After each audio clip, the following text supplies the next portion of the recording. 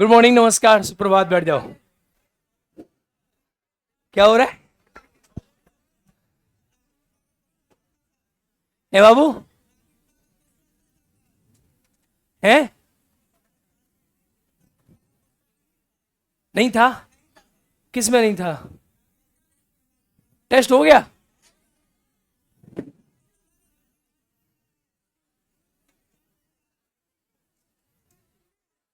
Okay.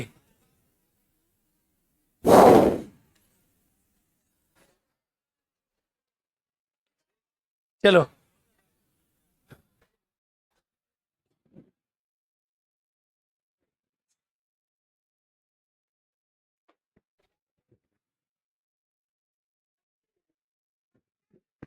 Test किससे हुआ है? दिखाना, टेस्ट पेपर दिखाना। Test paper.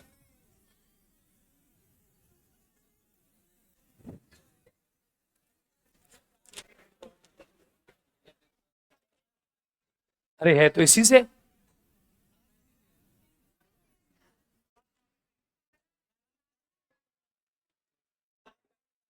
ये बनाया ही उसी से है।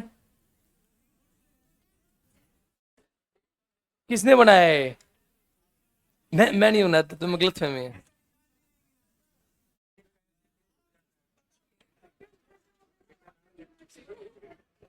मुझे भाई को नहीं पता टेस्ट कैसे हो गया ये।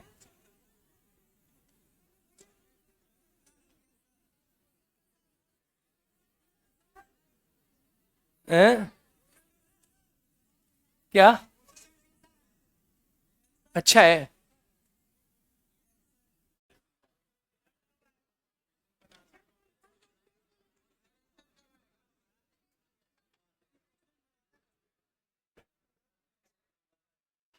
इसमें क्लास में कंटेंट राइटर बैठता है, वो बनाया होगा। पूछता हूँ किसने बनाया है। तो नागरिकता नहीं डाली इसके अंदर? कोई बात नहीं, नागरिकता नहीं डाली तो क्या हो गया, टेस्ट नागरिकता आ जाएगी। क्या होने वाला है? हम्म। हैं? टेस्ट भी सबमिट नहीं हुआ? आप दे दो। इन लोगों को ले लेना। चलो भाई आओ, क्या पढ़ रहे थे मैं, ये बताओ। मैं इनको लग रहा है मैं इतना समय में ये बना रहा होगा पक्का बैठ के। टेंशन ना लो। क्वेश्चन अच्छे नहीं थे क्या? एरर थे? पता नहीं, सुनो, मैंने देखा नहीं, मैं देखता हूँ, मैं पूछता हूँ। मैं क्लास के बाद पूछता हूँ किसने बनाया, कहां से आया, क्यों आया। लाओ, मुझे वो दो। है? आंसर की तो डलेगी डलेगी। क्या पढ़ाया था?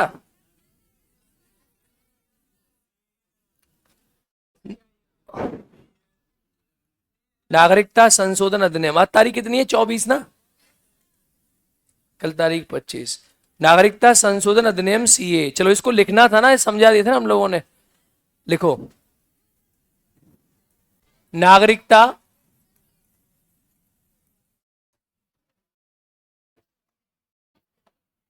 संशोधन अधिनियम।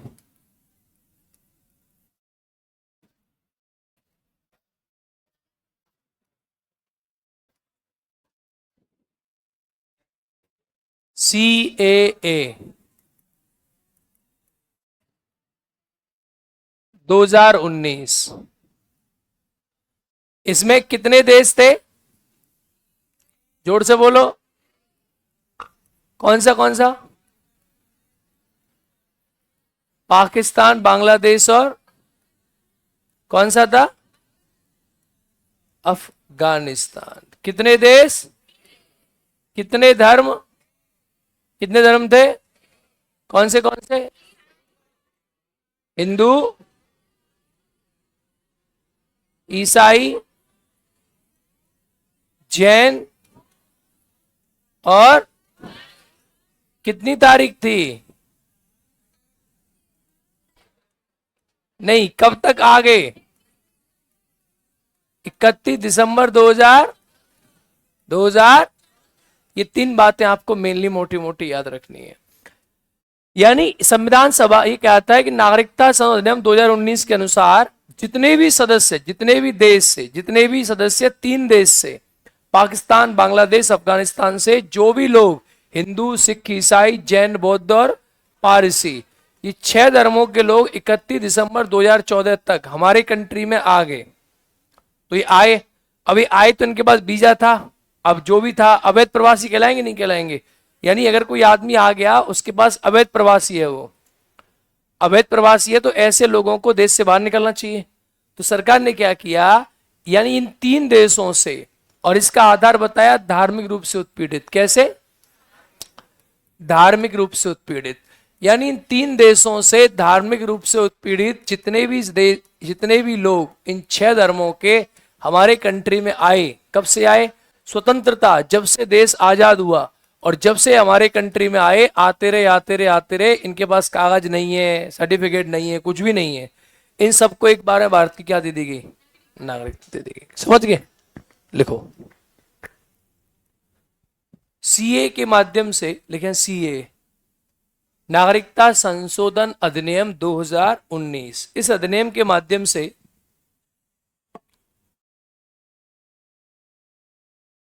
इस अधिनियम के माध्यम से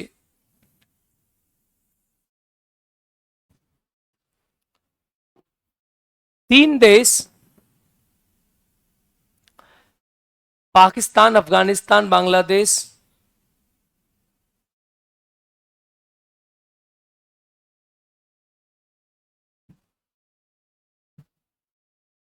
से आने वाले हिंदू, सिख, ईसाई,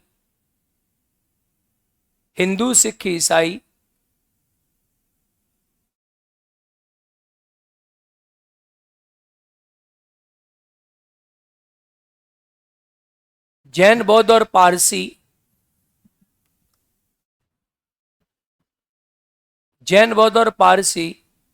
चलाया नहीं क्या? चला दिया मैंने। 6 धर्मों के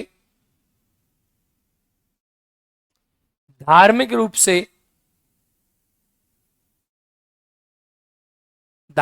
से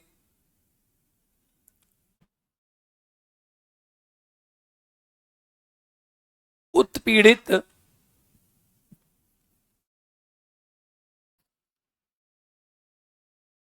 समुदाय के लोगों को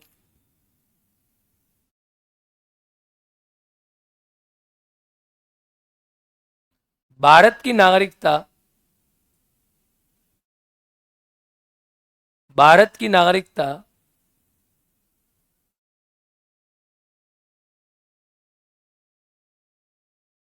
प्रदान कर दी जाएगी,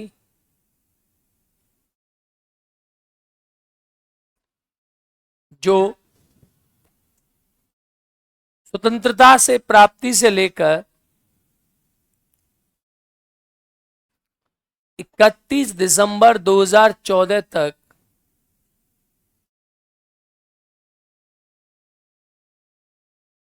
भारत में आए हैं। स्वतंत्रता से 31 दिसंबर 2014 तक भारत में आए हैं। डेट याद रखनी है, 31 दिसंबर 2014 तक भारत में, चाहे वे अवैध प्रवासी ही क्यों ना हो।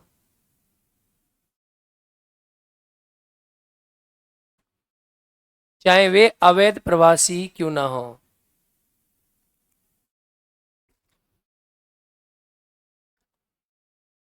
इस अधिनियम को 11 दिसंबर 2019 को लागू किया गया।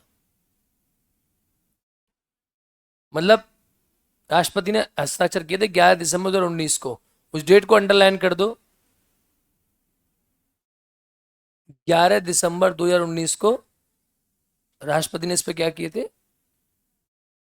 हस्ताक्षर किए थे। अधिनियमित किया गया था, ये अधिनियमित करना कहते हैं। अब देखो इसमें बाबू 2 चीजें, एक शब्द मैंने बोला, यानी 11 दिसंबर 2019 को क्या हुआ है, ये अधिनियम जो बनकर आया, इस पर राष्ट्रपति ने क्या कर दिए? साइन कर दिए। ठीक है, एकदम क्लियर है। चलो 31 दिसंबर 2024 से, यानी क्या कहा मैंने, स्वतंत्रता प्राप्ति से लेकर इस तारीख तक जो भी भारत में आया, अवैध प्रवासी यानी जिनके पास कोई डॉक्यूमेंट नहीं है, कोई कागजात नहीं है, उन सबको भारत की नागरिकता क्या हो, एक बार में मिल जाएगी। आगे लिखो, जो 31 दिसंबर 2014 के बाद आए, जो 31 दिसंबर 2014 के बाद आए,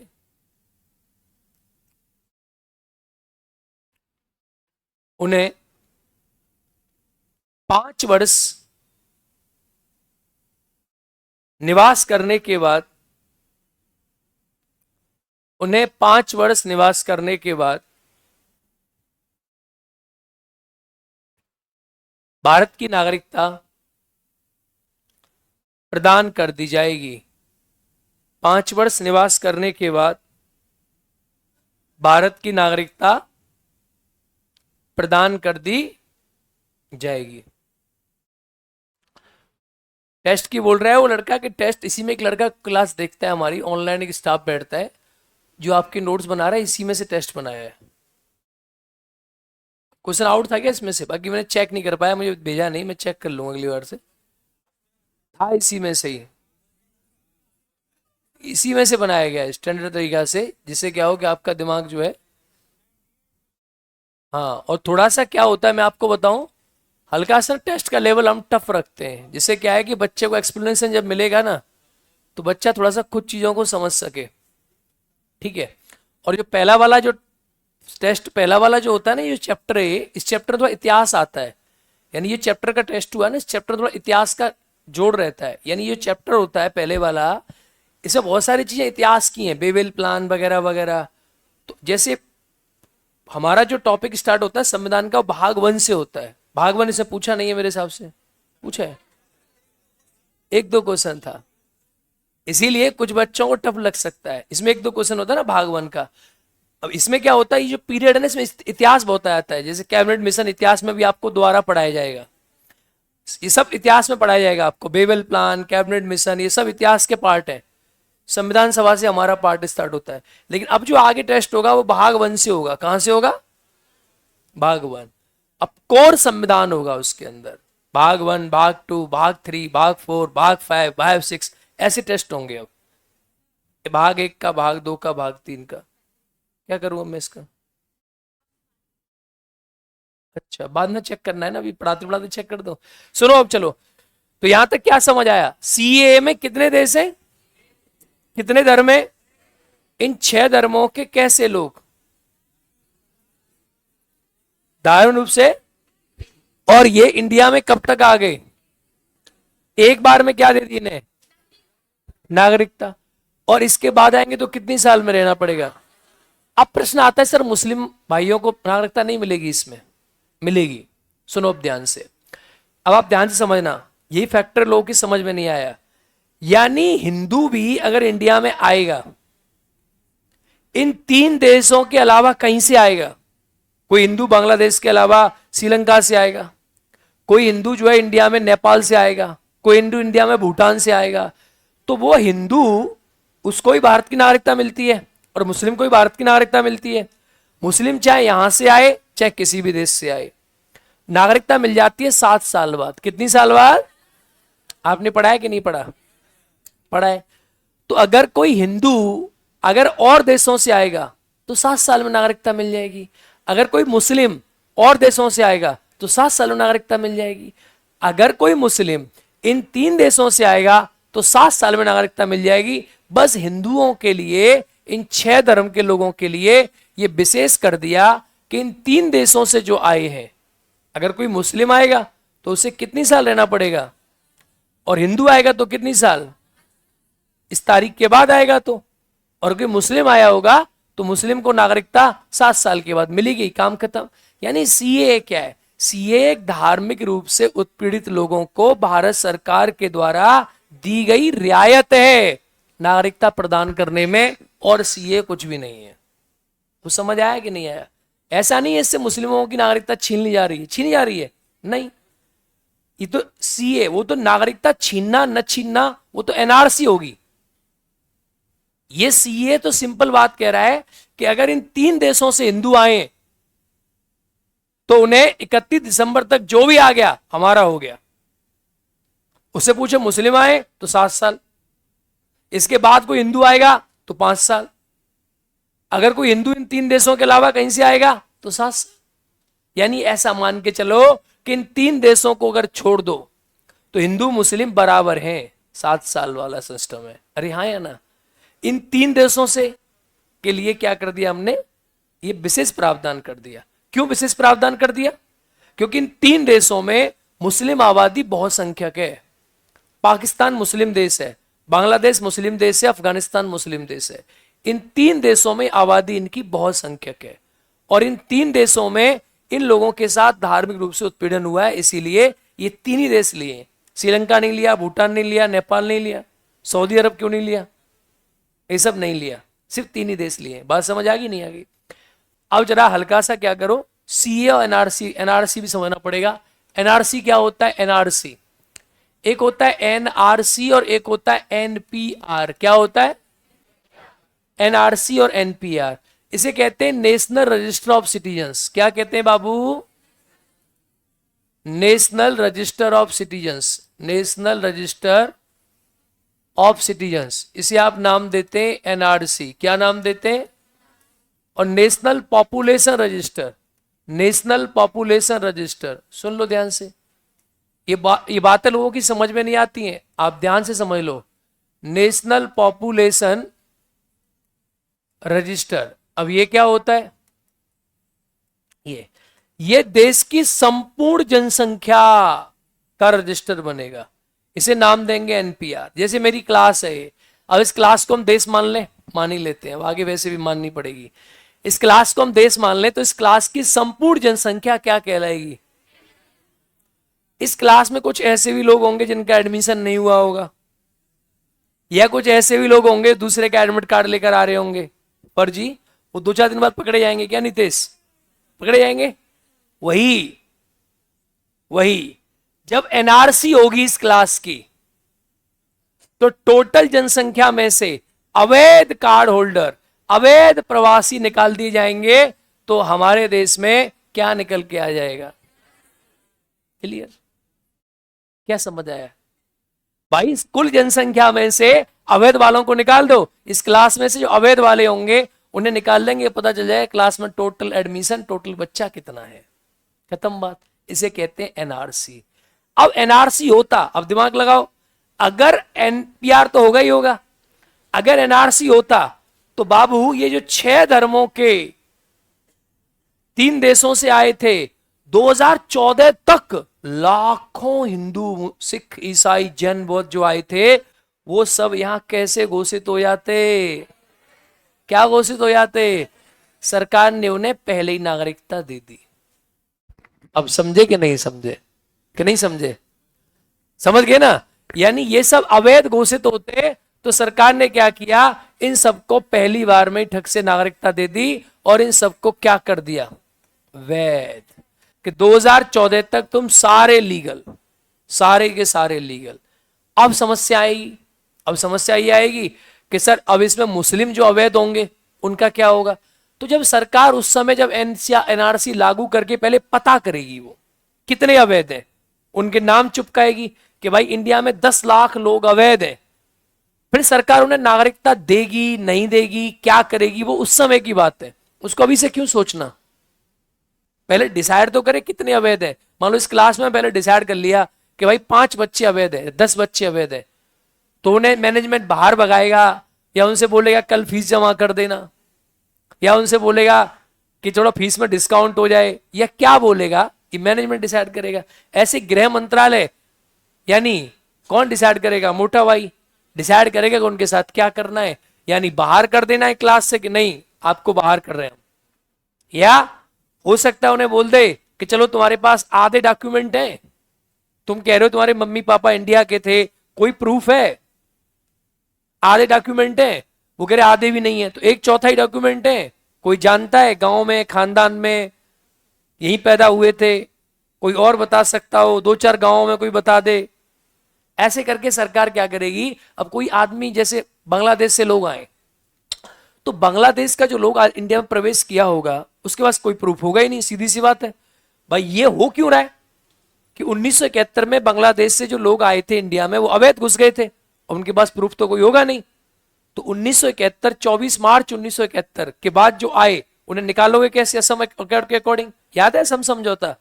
अब असम समझौता में तुमने बोला कि गुरुजी 24 मार्च 1971 के बाद जितने आए हैं उनको जांच की जाएगी, बांग्लादेश से घुसकर आए, रोहिंग्या मुस्लिम आए चाहे जो आए। अब जो आदमी 24 मार्च 1971 के बाद इंडिया में आया होगा और उसके बाद, भाई 1971 तो बहुत लंबी दूरी है नहीं, अभी की बात है 1971, तो उसके पास कोई प्रूफ भी नहीं होगा, अवैध होगा। अब ऐसे लोगों का सरकार क्या करेगी वो अलग बात है। तो इससे उन लोगों को डरने की आवश्यकता नहीं है जिनके माँ बाप इंडिया में पैदा हुए, जिनके दादा दादी इंडिया में पैदा हुए, चाहे वो मुस्लिम हो चाहे वो हिंदू हो, ये देश सबका है, सब उसमें रहेंगे। हाँ बोलो। आधार कार्ड से कुछ नहीं होता, आधार कार्ड तो जट आधार कार्ड नागरिकता का प्रमाण पत्र नहीं है, नहीं है। आधार कार्ड नहीं है नागरिकता का प्रमाण पत्र। हाँ है बाबू, वो हम मेंस के पॉइंट ऑफ व्यू से आएंगे, बैठो पहले इसको समझ ले, प्री वाले को, ठीक है? वो सीए के पक्ष और विपक्ष में तर्क है, ठीक है? पहले ये समझो, ये समझ आ गया? लिखो पहले एनआरसी और एनपीआर,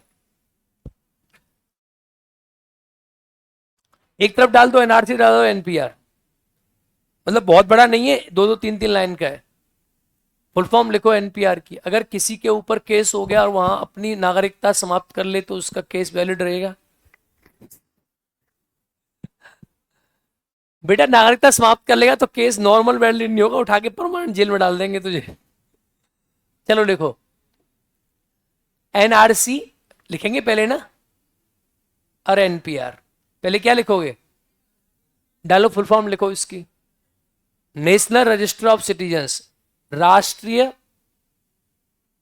नागरिक, राष्ट्रीय नागरिक register, national register of citizens लिख दिया ना। एनआरसी भारतीय नागरिकों का, एनआरसी भारतीय नागरिकों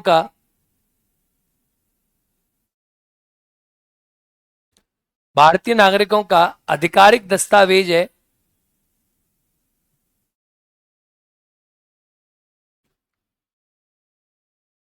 जिसे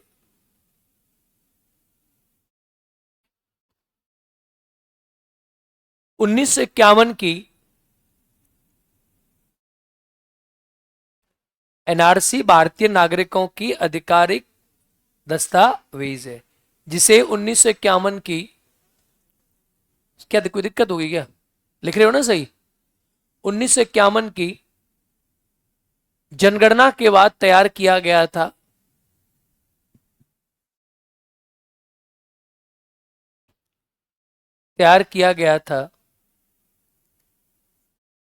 लेकिन जिसे आज तक संशोधित नहीं किया गया।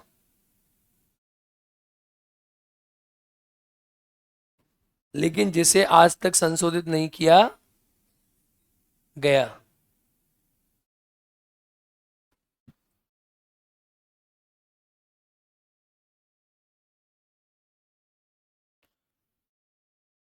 अब लिखे एनपीआर, नेशनल पॉपुलेशन रजिस्टर।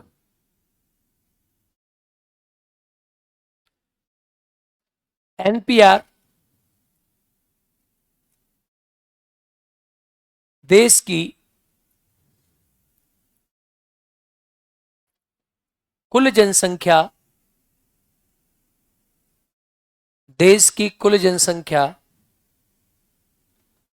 का रजिस्टर है,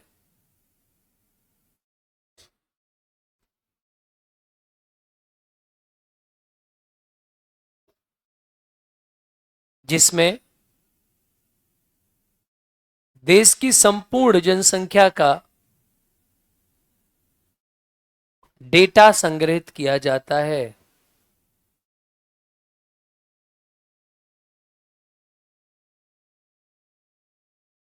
डेटा संग्रहित किया जाता है, ठीक है? डन। असम समझौता लिखोगे? जो मैंने कल पढ़ाया था, असम समझौता, बताया था ना असम समझौता क्या है।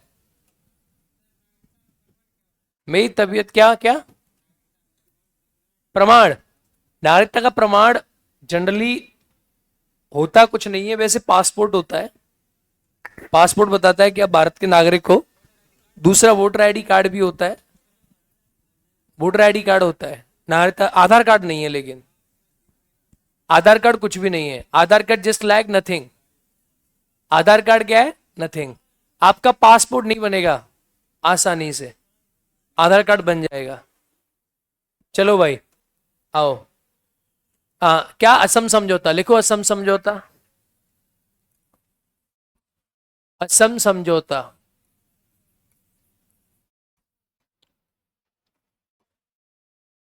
असम अकॉर्ड,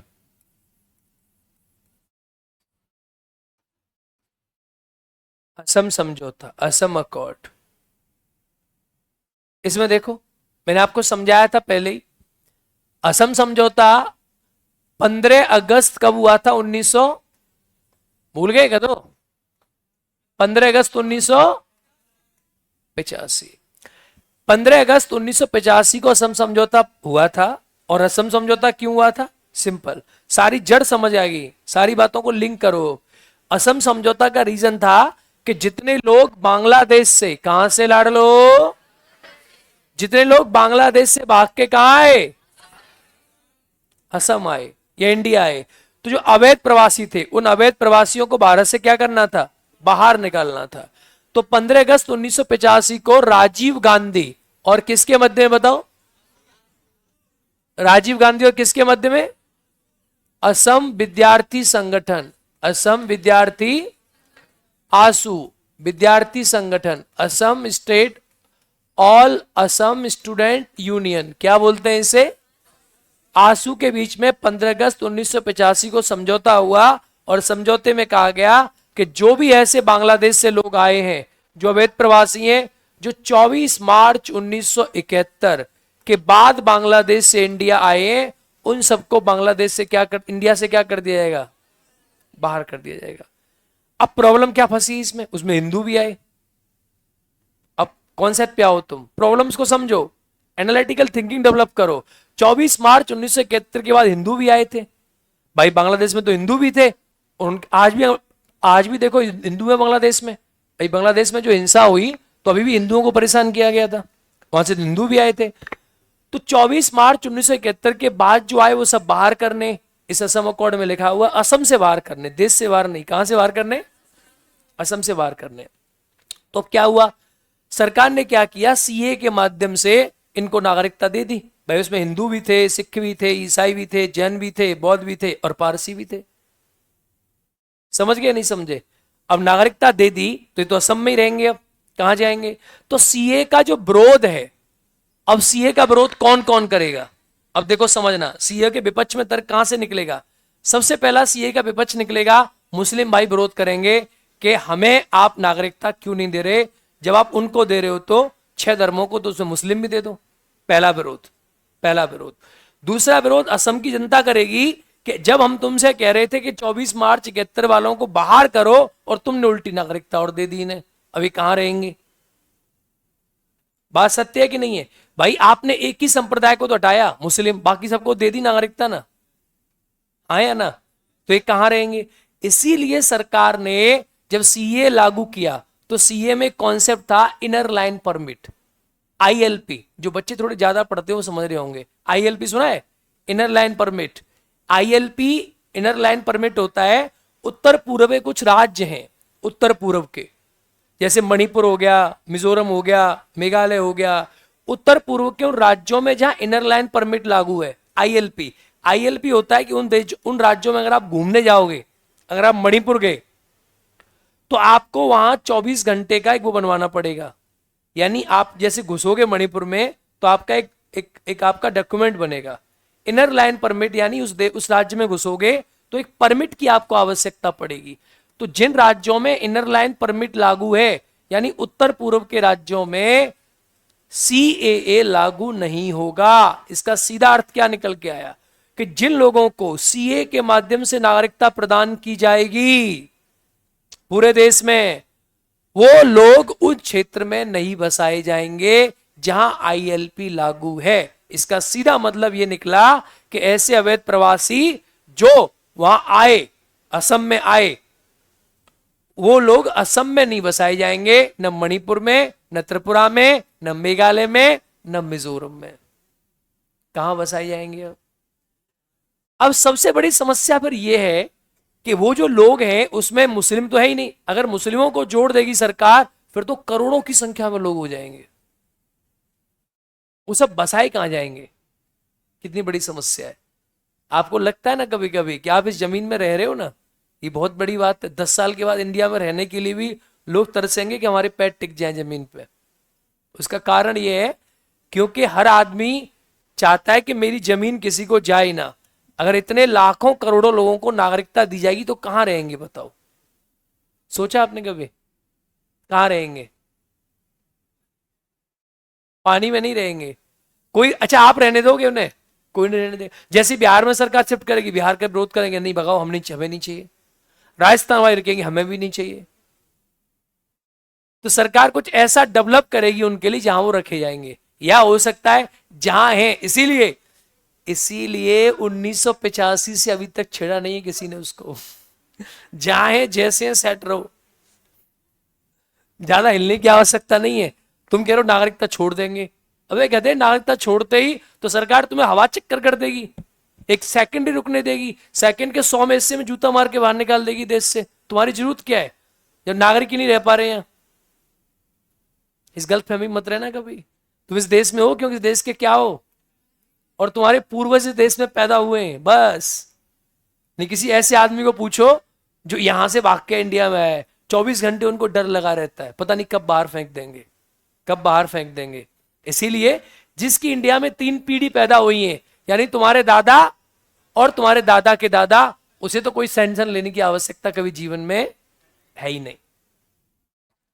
और इंडिया में जितने भी मुस्लिम आबादी है, मेजोरिटी ऑफ मुस्लिम जो बांग्लादेश से आए, असम वगैरह के, उन्हें छोड़ दो तो ऐसे ही लोग हैं जिनकी 4 4 पीढ़ी इंडिया में पैदा हुई है। 1947 में भी वो भारत में ही थे, आज भी भारत में ही है, वो भारत में ही रहे हैं। ठीक है, वो हमेशा खानदानी जो है इंडिया में ही रहे। अब समझ आया ये क्या मुद्दा है? असम समझौता। अब असम समझौता, एनपीआर, एनआरसी, सीए सब समझ आया, लिंक हुआ कि नहीं हुआ अभी भी? हाँ या ना? अरे बोलो हाँ या ना। ठीक है, वेरी गुड। चलो, यहाँ के मेरी तबीयत खराब हो गई इस बार। एक तो मैंने वेट लूज किया, दूसरा क्या है, मुझे वीकनेस आ गई। अब मैं जो खा रहा था वो खा नहीं पा रहा, तो एक साथ क्या हुआ कि मेरा जो है वीकनेस ज्यादा बढ़ने लगी। इस चक्कर में कल मुझे क्लास में चक्कर आ गया था, इस चक्कर में थोड़ा सा लेट हो गया था ब्लड टेस्ट कराने में। चलो अब लिखो, आप इसको लिखो। ज्यादा वेट लूज करने में बताओ कमजोरी आ जाती है, लिखो। हाँ, क्या हुआ तुझे, दर्द हो गया क्या?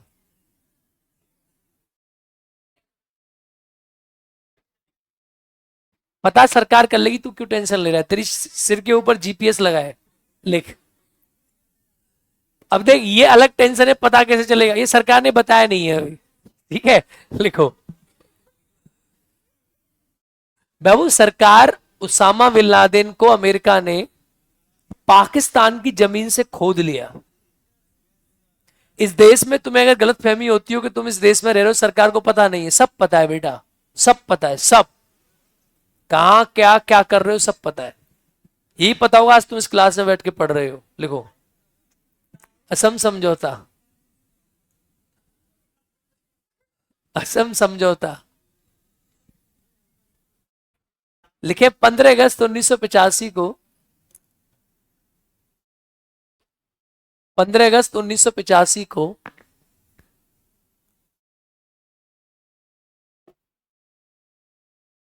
असम समझौता से, असम समझौता साइन किया गया।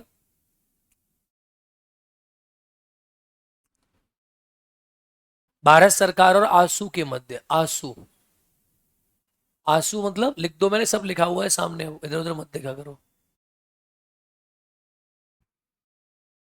असम विद्यार्थी संगठन या विद्यार्थी परिषद भी कहते हैं इसको, all Assam student union, Assam विद्यार्थी परिषद के नाम से ज्यादा फेमस है ये।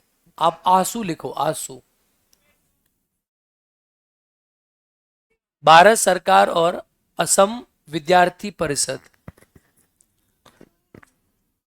परिषद या संगठन एक ही बात है। 15 अगस्त 1985 को भारत सरकार और आसू असम विद्यार्थी परिषद या संगठन के मध्य समझौते पर हस्ताक्षर किए गए।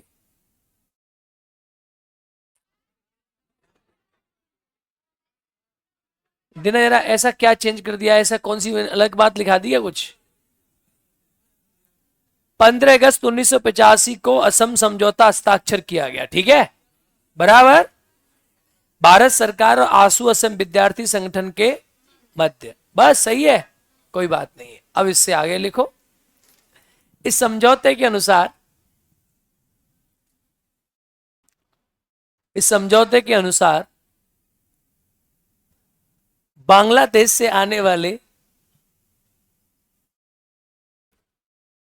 अवैध प्रवासी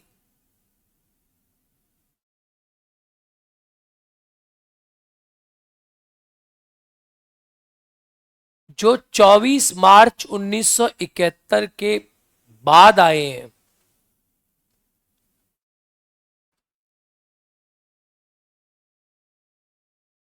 उन्हें असम से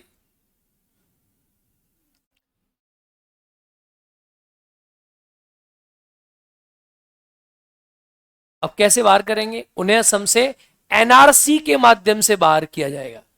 भाई बाहर करने के लिए क्या करानी पड़ेगी? एनआरसी। तब तो बताओगे कौन नागरिक है। उन्हें असम से एनआरसी के माध्यम से बाहर किया जाएगा, ठीक है।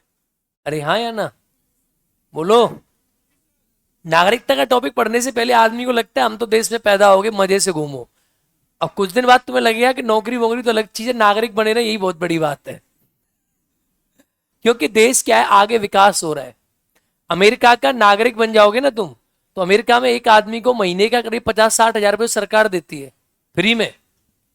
हाँ हाँ, वहां बहुत पैसा मिलता है सिर्फ इस बात का कि तुम अमेरिका के नागरिक हो। ये एहसान कर दिया तुमने देश पे पैदा होके, तो हो सकता है आगे भारत में भी मिले 5 किलो चावल। भारत की जनसंख्या बहुत ज्यादा है ना, ठीक है। तो ये हो गया आपका ये हो गया आपका असम समझौता के माध्यम से बाहर कर दिया जाएगा। अब सारी चीजें लिंक हुई या नहीं हुई? अब चलो थोड़ा मेंस के पॉइंट ऑफ व्यू समझ लेते हैं। हाँ, क्या दर्द है? किसको बाहर किया जाएगा?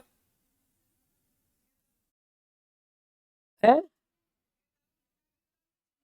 हाँ हाँ, जो अवैध होंगे, जिनको नहीं मिली होगी नागरिकता। अरे वो सरकार डिसाइड करेगी, इसके बारे में कुछ बताया नहीं गया। अब फालतू अड़चन लगाने का फायदा नहीं है, जो है वही इतना ही है। अभी बाबू उससे पहले पता है क्या होगा? उससे पहले क्या होगा, सुनो क्या होगा उससे पहले, क्या होगा? और एनआरसी की सरकार, जैसे मैं इस क्लास में कराऊं एनआरसी, तो पहले मैं नियम बनाऊंगा ना, एनआरसी सरकार नियम बनाएगी। अब एनआरसी जब होगा तो सरकार नियम बनाएगी कि जिसके पास ये डॉक्यूमेंट नहीं है वो अवैध है। अभी सरकार ने कोई ऐसा नियम बनाया नहीं है, एनआरसी का प्रोविजन अभी आया नहीं है। अब वो डॉक्यूमेंट कौन से होंगे, किस आधार पर सरकार डिसाइड करेगी कौन अवैध है? सरकार ने डॉक्यूमेंट की लिस्ट बड़ी कर दी, वो तो सरकार की मंशा है, कितने लोगों को बाहर करना चाहती है। क्या पता है सरकार बहुत बड़े डॉक्यूमेंट मांग ले जो हम पे भी ना हो, और क्या पता है सरकार बहुत छोटे डॉक्यूमेंट मांग ले जो सब पर हो। तो एनआरसी जब लागू होगा, पहले एनआरसी होगा तो एनआरसी की क्या निकलेंगी? एनआरसी की शर्तें डिसाइड होंगी जो आज तक सरकार ने डिसाइड नहीं की। समझ गए? तो अब जब एनआरसी की शर्तें लागू होंगी तब फिर एक बार लोग कहेंगे कि ये हाय हाय हाय हाय। फिर एनआरसी के माध्यम से जो अवैध लोगों की लिस्ट आएगी, फिर लोग कहेंगे हाय हाय हाय हाय। फिर सरकार हाय हाय के बाद क्या करेगी? हो सकता है सरकार वोट के चक्कर में सबको कह दे कि हाय हाय हाय हाय, सबसे कह दे वोट दो और यहीं रहो। वो सब हमारा काम नहीं है वो चीज अभी जानने का, और ना भी हुआ ही नहीं है। जब होगा तब करंट अफेयर से पढ़ना कि सरकार ने एनआरसी के लिए नोटिफिकेशन जारी किया, एनआरसी की शर्तें क्या हैं, तो आप उस समय पढ़ना। अभी तो कोई ऐसा शर्त बनी नहीं है सरकार। क्लियर? Doubt clear? बहुत बढ़िया। चलो अब लिखो सीए के पक्ष में क्या, विपक्ष में क्या है, क्योंकि सीए तो आ चुका ना। अब जैसे एनआरसी पढ़ोगे तो उस समय एनआरसी के पक्ष में तर्क, एनआरसी के आज क्या आ चुका, सीए आ चुका, और सीए की शर्त आपने पढ़ ली। एनआरसी आए ही नहीं तो पढ़ोगे कहां से? देखो सीए के पक्ष में तर्क और सीए के विपक्ष में तर्क। अब लोगों ने आइडिया लगा लिया इसकी तरह, जैसे ये लगा रहा था ना अभी, किसको वार करेंगे, इसी आइडिया पे लोगों ने क्या किया, गर्दनी वहां दिल्ली में आंदोलन करना, साहिल बाग में आंदोलन करना शुरू कर दिया। तो आइडिया लोग लगा लेते हैं, आइडिया नहीं लगाना चाहिए, अभी कुछ पता नहीं है क्या होगा। चलो हम कोई नेता थोड़ी ना जो आइडिया लगाएंगे, होगा तो हाँ, नहीं होगा तो ना। चलो अब सीए की बात करते हैं। सीए क्या है? देखो बाबू, और वैसे भी आजकल हमारे देश में इतनी तंगड़ी वोट बैंक की राजनीति है, तुम्हें लगता है कि हमारे देश में इस वोट बैंक की राजनीति में कोई इस देश से आ गया तो बाहर जा पाएगा? लेकिन पता है एज ए नागरिक अच्छा है कि आगे हमारे देश में अवैध लोग ना आए। चलो जो आ भी गया उसको भी मान लो अभी तक क्लियर हो गया, दे दो सबको नागरिकता। नहीं ऐसे लोग आते रहेंगे फिर तो क्या ही होगा देश का, तुम लोग कहां रह पाओगे इस देश में। मान लो सरकार ये कर दे कि 2019 तक जितने आ गए, 20 तक आ गए, मैं कह रहा हूं 24 तक आ गए, फिर डेली आएंगे, कैसे होल्ड करोगे? तुम कर लोगे होल्ड? भाई कल को श्रीलंका में भुखमरी पैदा हुई, सारे सिंहली भाग के आ जाएंगे, फिर क्या करोगे? कल को पाकिस्तान में भुखमरी पैदा हुई, सारा पाकिस्तान इंडिया में आ जाएगा, फिर क्या करोगे? आओ मत, वहीं रहो, हम में शामिल हो जाओ, वहीं रहते रहते ये फायदा है। भाई सोचो, तुम अगर पाकिस्तान से आ क्यों रहे हो, पाकिस्तानी दे दो ना हमें, खत्म, वहीं रहो। आने की जरूरत क्या है? अब हमारा लैंड तो, जमीन तो हमारी फिक्स है, नीचे समुंदर है, ऊपर हिमालय, हम कहां जाएंगे? सोचो, तुम पाकिस्तान दे दो हमें, अफगानिस्तान भी दे दो, बांग्लादेश भी दे दो, श्रीलंका भी दे दो, कोई टेंशन की बात ही नहीं है, रहो वहीं, रहो वहीं, यही तो पॉइंट है, समझो आप। अदरवाइज देखो बाबू, जमीन तो फिक्स है ना, जमीन कहां बढ़ेगी? और बिहार में देखो जनसंख्या रेशियो कितना ज्यादा है, बाहर जाओ हिचपिच हिचपिच, वेस्ट बंगाल में जाओ घिचपिच घिचपिच, कहां जनसंख्या नहीं है।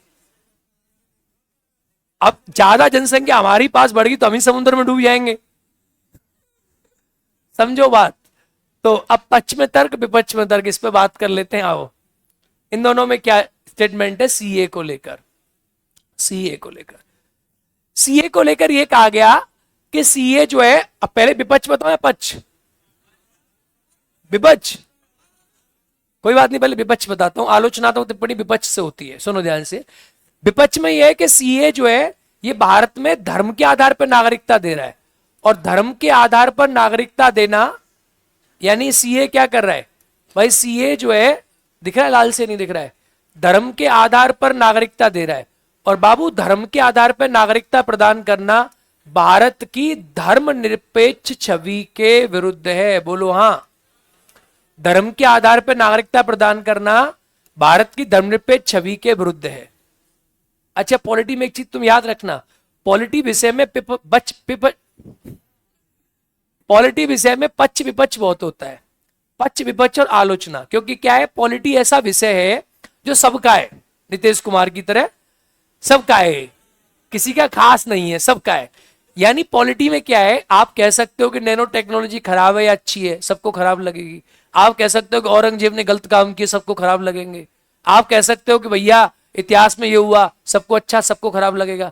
पॉलिटी में क्या है, किसी भी विषय को लिखोगे ना तो इसके पक्ष विपक्ष है। यानी पॉलिटी में ऐसा कोई चीज नहीं होगा जिसके कुछ लोग यहां भी विश्वास करते होंगे और कुछ लोग यहां भी विश्वास करते होंगे। धर्मनिरपेक्षता होनी चाहिए तो लोग यहां भी मानते होंगे और यहां भी मानते होंगे। इसीलिए पॉलिटी के आंसर को लिखना कठिन है, कारण कॉपी चेक करने वाला। अब मैं कह दूं राजनीतिक दल होने चाहिए, नहीं होने चाहिए। अब मैं कह दूं चुनाव में धांधली होनी चाहिए, नहीं होनी चाहिए। मेंस पढ़ा रहा हूं मैं, तो जाति में जाति, बिहार में जाति, आरजेडी जेडीयू, कौन मुस्लिम सपोर्ट है, कौन यादव सपोर्ट है, कौन पटेल सपोर्ट है, कैसे बनता है, इसी क्वेश्चन पूछते बीपीएससी बार बार जान पूछकर। बताओ जाति की भूमिका बिहार के चुनाव में। तो जाति पे दल कौन से, कौन क्या कर रहा है, कौन क्या नहीं कर रहा है, किसी आदमी को अच्छा लगता है, किसी को बुरा लगता है। तो पक्ष विपक्ष दोनों शानदार तरीका से करो पॉलिटी के विद्यार्थी होकर। यानी विपक्ष में इतनी बुराई करो कि आदमी का धुआं निकल जाए, फिर पक्ष में इतनी बड़ाई करो कि धुआं निकल जाए, और फिर दोनों को मिलाकर निष्कर्ष में लिख दो दोनों सही हैं। यही है पॉलिटिक्स, इसे कहते हैं डिप्लोमेटिक लैंग्वेज। यही तो नेताओं की भाषा है। अगर तुमने यही लिख दिया तो एग्जामिनर कहेगा बड़ा मूर्ख है, इसको विपक्ष पता ही नहीं है। और तुमने यही लिख दिया तो एग्जामिनर कहेगा ये 100% ये तो गलत आदमी है। इसका मतलब क्या, यही पॉलिटी में चैलेंज है। बाकी उत्तर भारत की नदियां जैसे तुम्हारे लिए निकलती हैं, वैसे बीजेपी वालों के लिए, वैसे कांग्रेस वालों के लिए, वैसे हिंदुओं के लिए, और वैसे ही कोई परिवर्तन नहीं है। हिमालय, कोई आपसे पूछे कि भारत की जलवायु तो सेम है, लेकिन भारत में जाति अलग अलग है, धर्म अलग अलग है, धर्मनिरपेक्षता अलग अलग है। किसी को लगेगा मौलिक अधिकार है, किसी को लगेगा नहीं है। किसी को लगेगा पुलिस वालों को अधिकार होना चाहिए, किसी को लगेगा नहीं होने चाहिए। किसी को लगेगा सीए अच्छा है, किसी को लगेगा बहुत खराब है। इसीलिए हाँ सीए का तुम किसका समझ रही हो? संविधान संशोधन नहीं। क्या बोल रही हो तुम? संविधान संशोधन किसने पढ़ा दिया तुम्हें? नागरिकता संशोधन, संविधान संशोधन है ही नहीं वो। तुम्हारा कंफ्यूजन बहुत तगड़े वाला है। इसका मतलब बाबू सीए के जितने भी अमेंडमेंट हैं संविधान संशोधन नहीं है वो। हाँ, संविधान में संशोधन नहीं हुआ उसके माध्यम से, तभी तो उसके सामने मैंने ना पहला बताया होगा, ना दूसरा, ना पांचवा, ऐसा कुछ लिखा है। इसका मतलब क्या है? संविधान में संशोधन सिर्फ नागरिकता संशोधन अधिनियम है, सीएए, जो 55 में हुआ, जो 86 में हुआ। तुम परसों नहीं आई थी क्या? जो 92 में हुआ, जो 3 में हुआ, जो 5 में हुआ, जो 15 में हुआ, वही कब हुआ? 19 में हुआ। वही है। इसके पक्ष और विपक्ष में तक जो आपने शर्तें पढ़ी थी, कंफ्यूज मत हो जाया करो। अभी तो पॉलिटिक्स शुरू नहीं हुई, अभी से कंफ्यूज हो गई। अभी तो मौलिक अधिकार में चलोगे, यहां वहां चलोगे तो कंफ्यूजन ही हो जाओगे फिर तो। पक्ष विपक्ष, हाँ विपक्ष। लोगों ने कहा कि धार्मिक निरपेक्षता भारत की धर्मनिरपेक्षता की छवि के विरुद्ध है ये, यानी भारत की धर्मनिरपेक्षता की छवि को खराब कर रहा है, यानी ये इसके विरुद्ध है, जो भारत में ऐसा नहीं होना चाहिए। इसका पहला विरोध कि भाई ये तो बहुत गलत है, आप धर्म के आधार पर नागरिकता दे रहे हो और भारत में धर्म के आधार पर नागरिकता का प्रोविजन नहीं है। ये भारत की धर्मनिरपेक्षता की छवि के क्या हो गया? विरुद्ध हो गया। ये इसका पहला विरोध हो गया। इसका दूसरा विरोध क्या है? दूसरा विरोध लोग कहते हैं कि अगर आपने दी तो भारत में अनुच्छेद 14 में समानता का अधिकार है। अनुच्छेद 14 समानता का अधिकार की बात करता है। अगर आप ये नागरिकता दे ही रहे हो तो आर्टिकल 14, 15 साफ तौर पे कहता है कि भारत में किसी व्यक्ति के साथ धर्म, लिंग, जन्म स्थान, मूल वंश के आधार पर कोई भेदभाव। तो आप ये जो नागरिकता दे रहे हो, ये आवाज कहां से आ रही है भाई? ये नागरिकता जो दे रहे हो सिर्फ और सिर्फ हिंदू, सिख, ईसाई, जैन, बौद्ध को क्यों दे रहे हो? इसमें मुस्लिम संप्रदाय को आप नागरिकता क्यों नहीं दे रहे? ये आर्टिकल 14 और आर्टिकल 15 के विरुद्ध है। आपको नागरिकता सबको देनी चाहिए। बात तो सही कह रहे। Point number 2। नेक्स्ट पॉइंट यह है कि भाई इसमें कहा गया कि अगर आप नागरिकता दे रहे हो तो अंतरराष्ट्रीय संबंधों को खराब कर रहे हो। आप नागरिकता दे रहे हो बांग्लादेश, अफगानिस्तान, पाकिस्तान। क्या श्रीलंका में हिंदुओं के साथ उत्पीड़न नहीं हो रहा? क्या हो रहा है भाई? श्रीलंका में जो आबादी है तमिलों की, उनके साथ भी गलत हो रहा है। उन्हें क्यों नहीं ले रहे? फिर तुम भूटान से क्यों नहीं ले रहे? फिर तुम नेपाल से क्यों नहीं ले रहे? सरकार इसका क्या जवाब देगी वो भी जानेंगे। फिर क्या है कि सिर्फ 3 ही देश क्यों? सिर्फ 3 देश क्यों? इसके अलावा और भी तो देश हैं। सिर्फ 3 देश क्यों? दूसरा, और ये कहा कुछ लोगों ने कि मुस्लिमों के साथ भी तो उत्पीड़न हो रहा है पाकिस्तान में, बांग्लादेश में, अफगानिस्तान में। तो वो मुस्लिमों को क्यों नहीं ले रहे आप? सिर्फ हिंदुओं के क्यों ले रहे हो? ये बुराई है, विपक्ष है। अब सरकार ने इसका रिप्लाई क्या किया? सरकार ने पहला पॉइंट कहा कि भैया ऐसा है कि आर्टिकल 14 और 15 ये भारत के नागरिकों के लिए है। यानी आर्टिकल 15 धर्म, मूल वंश, लिंग, जन्मस्थान के आधार पर राज्य भेदभाव नहीं करेगा, तो नागरिकों के साथ नहीं करेगा। वो तो अवैध प्रवासी हैं, तो सरकार ने पहला पॉइंट यह दिया कि मौलिक अधिकार का उल्लंघन नहीं है, क्योंकि मौलिक अधिकार नागरिकों के लिए है और हम उन लोगों की बात कर रहे हैं जो भारत के नागरिक बने ही नहीं है अभी तक। ये जवाब किसका है? जब डिबेट सुनते हो संसद में तो ये जवाब सरकार ने दिया और वो जवाब विपक्ष ने दिया। सिंपल।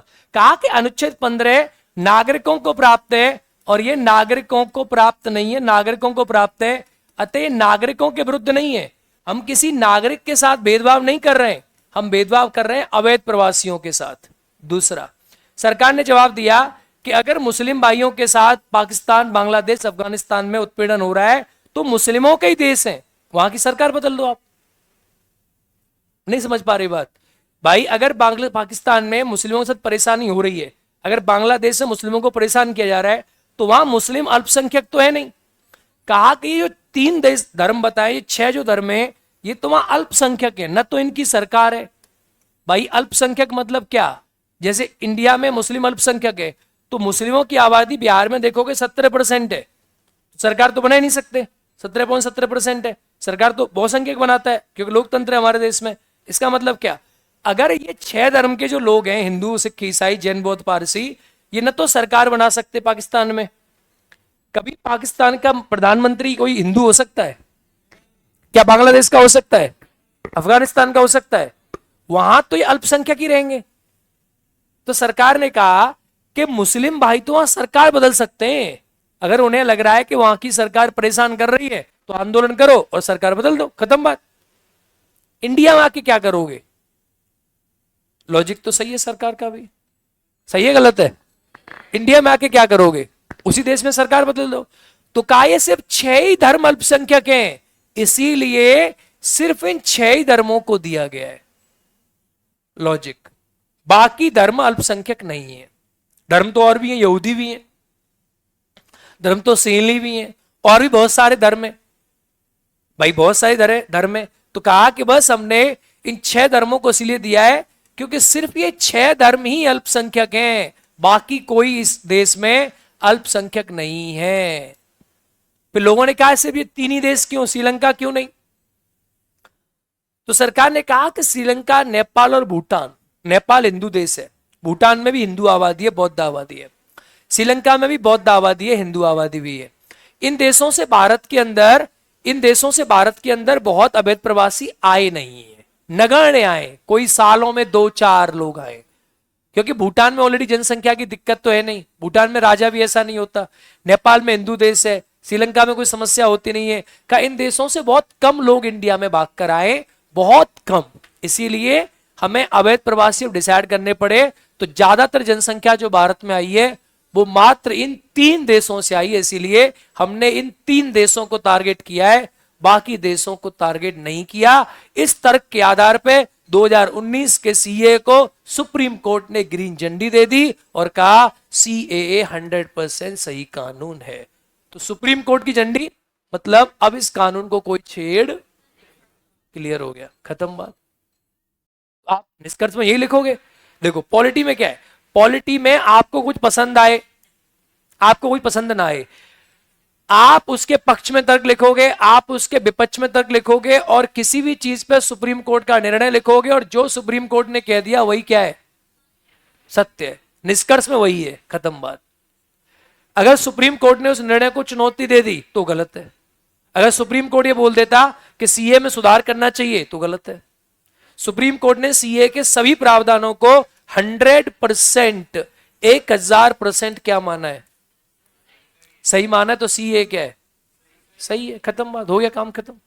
पूछो। हाँ, म्यांमार में भी है। म्यांमार के लोगों ने कहा कि म्यांमार से भी तो लोग आ रहे हैं, रोहिंग्या वगैरह वगैरह म्यांमार से आ रहे हैं। सरकार ने कहा कि हमने म्यांमार को भी शामिल नहीं किया, और जरूरी थोड़ा ना है कि सीए 19 में आए, हो सकता है हम 24 में फेल ले आए।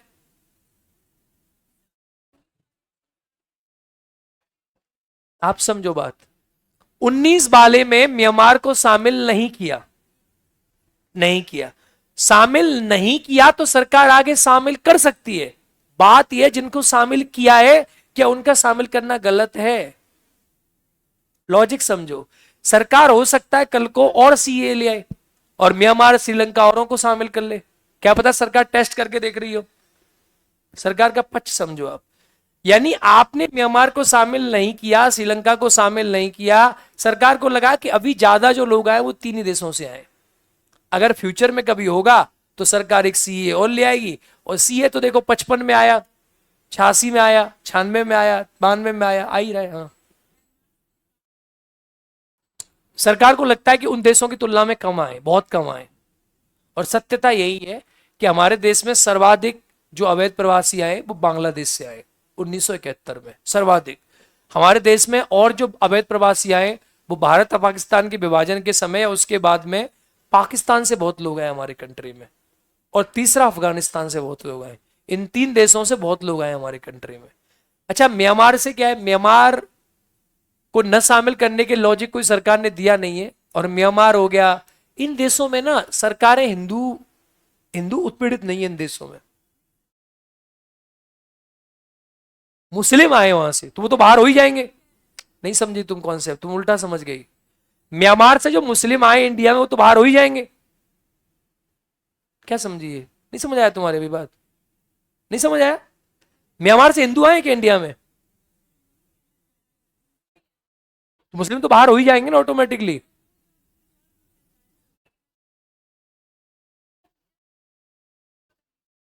हाँ हाँ, भाई म्यांमार से जो अवैध प्रवासी आए इंडिया में वो हिंदू तो आए नहीं है, वो कौन आए।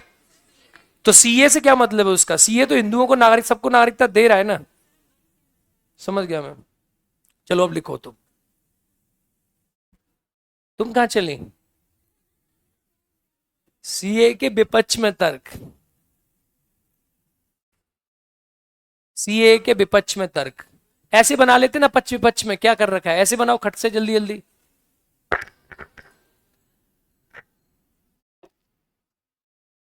बना लिया, चलो लिखो विपक्ष में। क्या क्या नहीं बना, ये तो लिखना थोड़ी ना है सब, ऐसे विपक्ष लिखो, पक्ष लिखो, मैं लिखा रहा हूं ना बोल के। क्या लिखोगे पहले, विपक्ष। विपक्ष में लिखे पॉइंट नंबर 1, धर्म के आधार पे नागरिकता प्रदान करना, धर्म के आधार पर नागरिकता प्रदान करना भारत की धर्मनिरपेक्ष छवि के विरुद्ध है।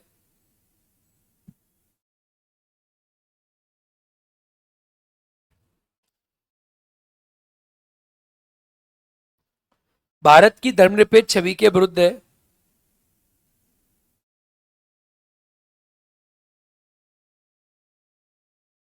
ठीक है, पॉइंट नंबर 2,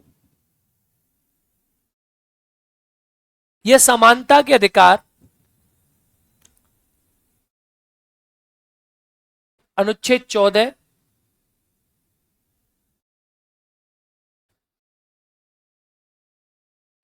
यह समानता के अधिकार अनुच्छेद 14 और 15 का उल्लंघन है। यह समानता के अधिकार अनुच्छेद 14 और 15 का उल्लंघन है, क्योंकि धर्म और जाति और लिंग के आधार पर, क्योंकि धर्म जाति और लिंग के आधार पर भेदभाव नहीं किया जा सकता, क्योंकि धर्म जाति और लिंग के आधार पर भेदभाव नहीं किया जा सकता।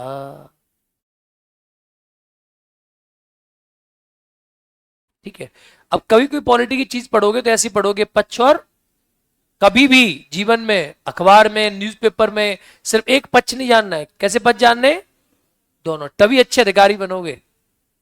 ठीक है, चलो लिखे, सिर्फ तीन देशों को ही क्यों। अगला पॉइंट ना, सिर्फ तीन देशों को ही क्यों।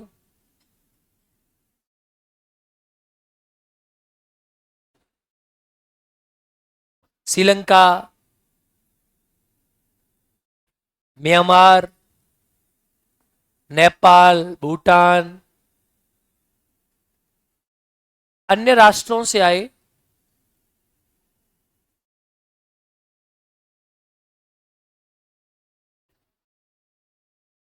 अवैध प्रवासियों को क्यों नहीं?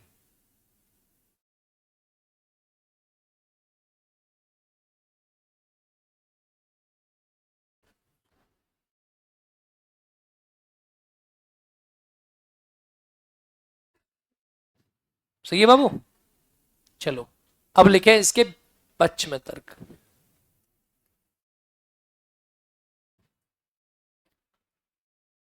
पक्ष में लिखे, मौलिक अधिकार अनुच्छेद 15 भारतीय नागरिकों को प्रदान है। मौलिक अधिकार अनुच्छेद 15 भारतीय नागरिकों को प्रदान है। अवैध प्रवासियों को नहीं।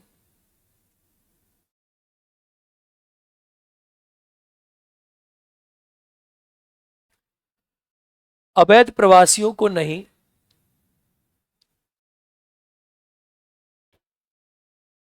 पॉइंट नंबर 2,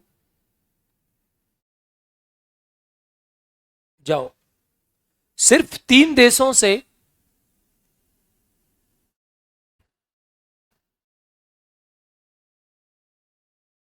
भारत में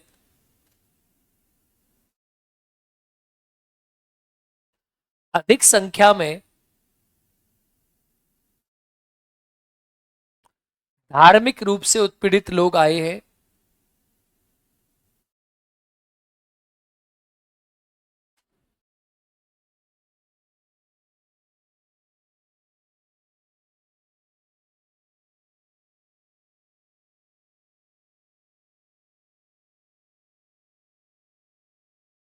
पॉइंट नंबर 2, ये 3 देश पाकिस्तान, अफगानिस्तान और बांग्लादेश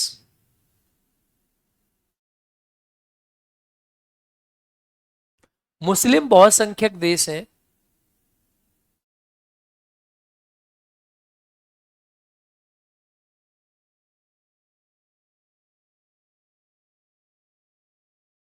धार्मिक उत्पीड़न केवल बहुसंख्यक देश है।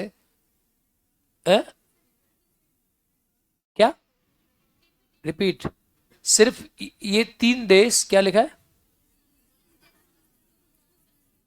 ये 3 देश पाकिस्तान, अफगानिस्तान, बांग्लादेश मुस्लिम बहुसंख्यक देश हैं। मुस्लिम बहुसंख्यक देश हैं। हिंदू, सिख, ईसाई, जैन, बौद्ध, पारसी। हिंदू, सिख, ईसाई, जैन, बौद्ध, पारसी इन देशों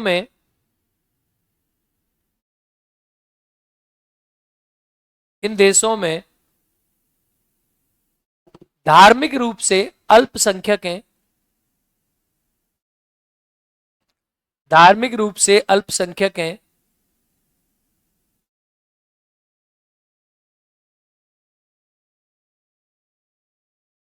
अल्पसंख्यक हैं।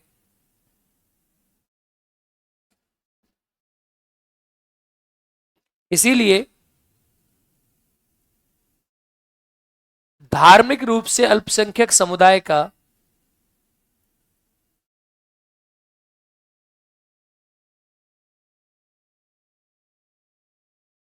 उत्पीड़न किया जाता है। उत्पीड़न किया जाता है।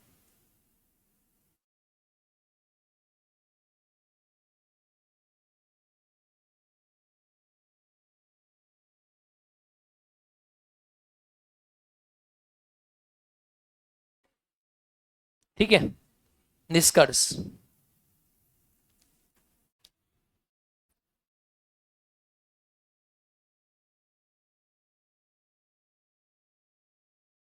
ये तुम ये मेंस वाला काम मैं करा रहा हूं ना, इसे तो मेरा टाइम बढ़ा रहे हो पॉलिटी का, और मेंस में दोबारा बच्चे फिर पढ़ते हैं। इस पे मैं एक बार और सर से डिस्कस करने वाला हूं, क्योंकि पॉलिटी में क्या ज्यादा सब विषयों में चले फिरे। क्योंकि ऐसा हो कि पॉलिटी मेंस चल रहा है साथ में और बाकी में प्री प्री, तो फिर क्या होगा जब खत्म हो जाएंगे सब, वैसे ही लंबा सब्जेक्ट है। तो मैं भी आपको हल्का हल्का करा रहा हूँ इसको, कि इसमें मेरी मजबूरी ये है कि मेंस के समय पर अलग से कराना पड़ेगा। तो जितना टाइम अलॉट होगा उसी टाइम में कराऊंगा ना मैं आप लोगों को, ठीक है। तो मेंस के समय पर ज्यादा समय मिलता है पॉलिटी में, क्योंकि मेंस में 114 नंबर की पॉलिटी है ना, और घुमा फिर आके 150 नंबर की पॉलिटी आती है मेंस में। प्री में आते हैं पॉलिटी के 10 क्वेश्चन, 10 से 12 क्वेश्चन तो आते हैं पॉलिटी के प्री में। तो प्री में क्या है, प्री में बहुत इंपॉर्टेंस, हर सब 10-12 नंबर के क्वेश्चन आते हैं। तो प्री के सिलेबस के अकॉर्डिंग तो ये बहुत ज्यादा चीज है। प्री में तो कुछ ज्यादा चीजें पूछता नहीं है, ठक ठक ठक ठक खत्म बात। लेकिन जब इसमें मेंस को लेकर चलो और सारी चीजों को ब्रॉड में पढ़ाओ, इससे क्वेश्चन प्री में तो आएगा नहीं। प्री में पता है क्या क्वेश्चन आएगा बताऊं? प्री में क्वेश्चन आएगा CAA, यानी ये वाला जो चार्ट था ना, ये वाला प्री में इसके बाहर एक भी प्रश्न नहीं आएगा जो मैंने यहां लिखा, एक भी, सिर्फ इतना ही आएगा। कितने देश, कितने धर्म, कितनी तारीख को लागू हुआ, कौन सी डेट। इसके बाहर अगर आप क्वेश्चन भी लगा के देखोगे नागरिकता के, एक ही प्रश्न ऐसा नहीं होगा जो इससे बाहर हो, आ ही नहीं सकता। चाहे वो यूपीएससी का हो, चाहे वो बीपीएससी का हो, चाहे पीसीएस का हो, इतना ही प्री की, इतनी औकात है प्री की, इतने में खत्म है प्री। हाँ यूपीएससी थोड़ा एक्सटेंड करेगा उसे अकॉर्डिंग जो आप पढ़ रहे हो।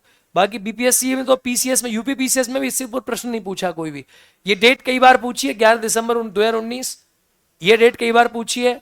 अवैध प्रवासी, कितने धर्म, कितने, ये खत्म बात।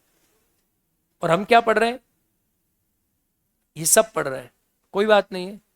जब मेंस पढ़ाऊंगा उस समय दोबारा रिपीट नहीं कराऊंगा, पर ऐसा हर बैच में यही होता है। जब मेंस पढ़ते तो कहते हैं सर प्लीज दोबारा पढ़ा दीजिए ना। लिखो निष्कर्ष, लागू नहीं, उस तारीख को अधिनियमित हुआ है, अधिनियमित।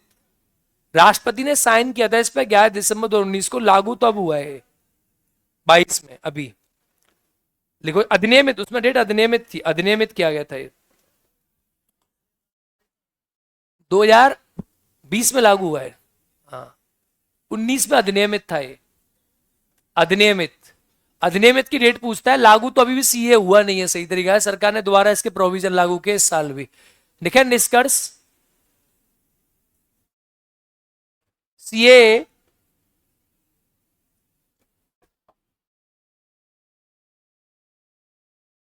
बेटा अमिताभ पटेल सर, आप लिखवाए टाइम पहले कुछ और बोले थे, बाद में कुछ और है, ऐसा कुछ है क्या?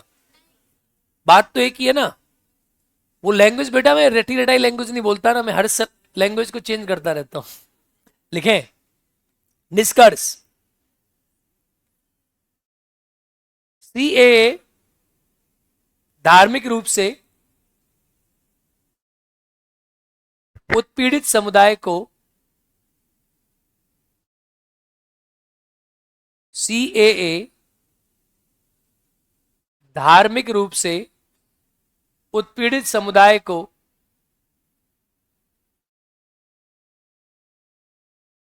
नागरिकता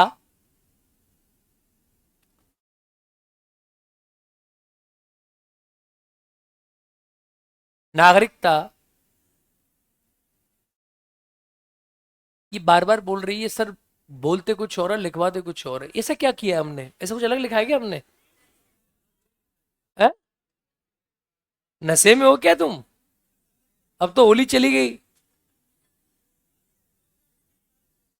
नहीं मैं समझ नहीं पा रहा कि ऐसा कुछ चेंज, बाय द वे कुछ कर तो नहीं दिया चेंज मैंने कोई? है? लिखो क्या, अब क्या बोला? दारुण रूप से समुदाय को नागरिकता प्रदान करने का, नागरिकता प्रदान करने का कानून है,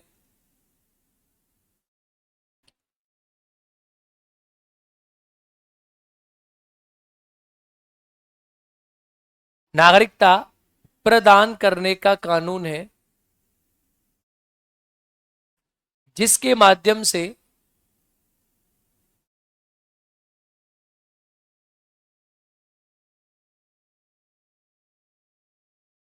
हिंदू, सिख, ईसाई, जैन, बौद्ध, पारसी, हिंदू, सिख, ईसाई, जैन, बौद्ध, पारसी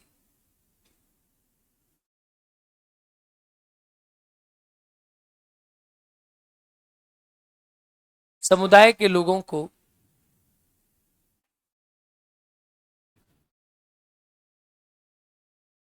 नागरिकता प्रदान की जा रही है।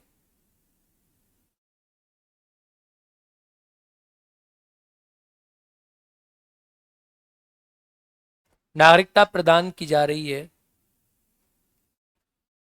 लेकिन इन प्रावधानों को लेकिन इन प्रावधानों को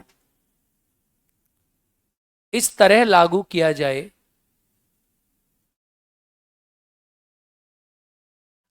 कि देश का धार्मिक सौहार्द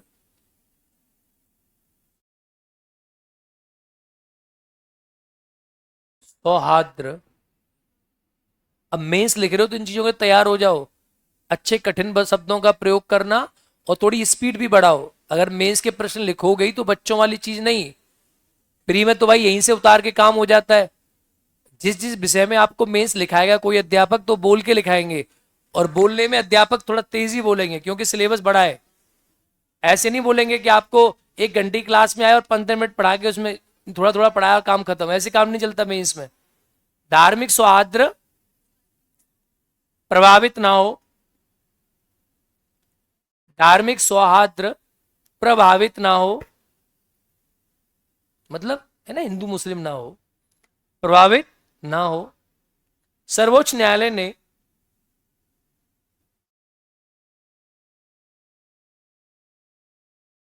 हाँ साक्षीराज मिल जाएगा, मिल जाएगा।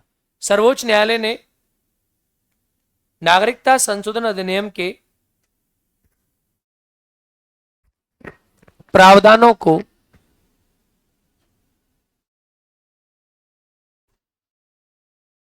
संवैधानिक माना है।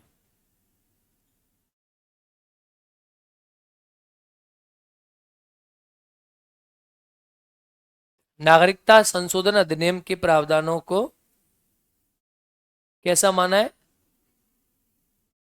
संवैधानिक माना है। कि सारे के सारे प्रावधान कैसे, सारे के सारे प्रावधान जो है ये संवैधानिक है। क्लियर? टॉपिक खत्म। टॉपिक आपका नागरिकता भी खत्म हो गया है। अब इस टॉपिक में क्वेश्चन तो है नहीं, टॉपिक खत्म। चलिए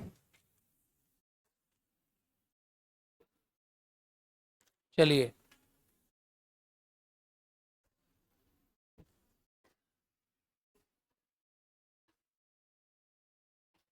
पहला प्रश्न है बेटा, आपका रिप्लाई दे रहा हूं मैं, काजल कुमारी, सबका रिप्लाई है, सबका रिप्लाई है बेटा। ऑनलाइन मिल जाएगा, ऑनलाइन आप ले सकते हो पावर पैक। बस हो गया रिप्लाई, चलो खत्म।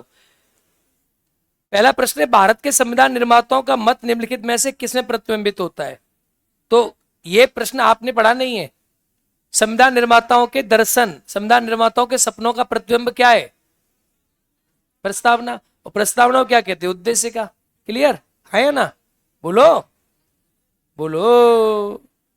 चलिए, एक बच्चे ने क्वेश्चन पूछा है, दूसरे का उसका आंसर है यहां पे। एक ने लिखा है पापी पाकिस्तान से इतनी नफरत क्यों है? तो दूसरे ने आंसर दिया है, दुनिया में मिल जाएंगे आज से कई, पर वतन से हसीन कोई सनम नहीं होता।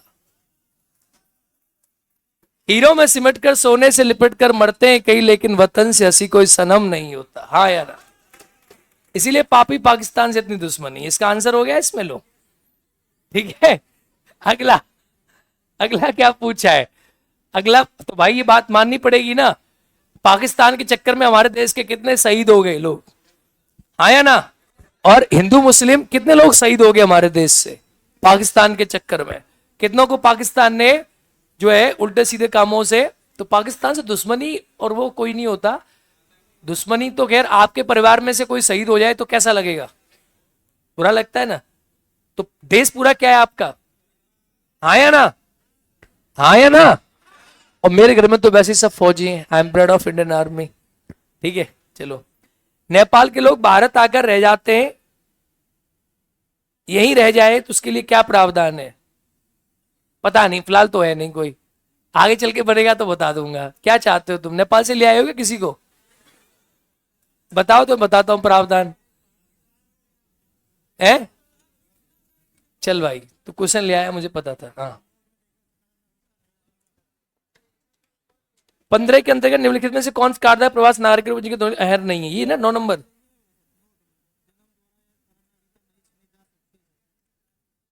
जन्म द्वारा वंश द्वारा, ये किसके लिए पूछ रहा है?